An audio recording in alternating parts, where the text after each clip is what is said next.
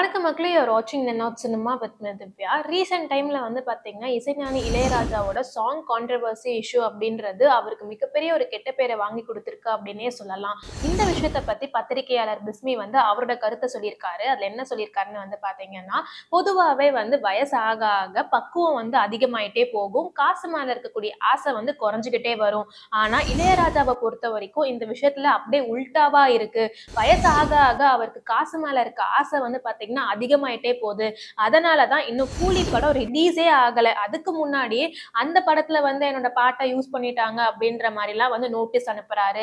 இதுல fight club, அதுக்கப்புறம் விக்ரம், இந்த மாதிரி படங்கள்லயும் அவரோட சாங்கை வந்து யூஸ் பண்ணிருக்காங்க அப்படின்ற மாதிரி வந்து கேஸ் போட்டிருக்காரு.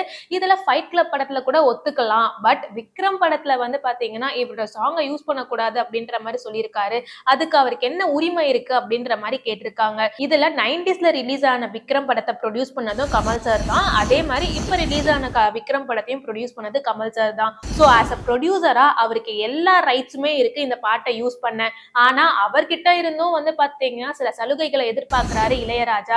இது உங்களுக்கு அயோக்கியத்தனமா இல்லையா அப்படின்றது மட்டும் இல்லாம பணத்துக்காக இவ்ளோ மலிவா போயிட்டாரா இளையராஜா அப்படின்ற மாதிரி வந்து பிஸ்மி கேள்வி கேட்டிருக்காரு. அவரோட இந்த கருத்தை பத்தியும் இளையராஜாவோட சாங் லாயல்டி, இந்த கான்ட்ரோவர்சியை பத்தி நீங்க என்ன நினைக்கிறீங்க அப்படின்றதெல்லாம் கமெண்ட் பாக்ஸ்ல ஷேர் பண்ணுங்க.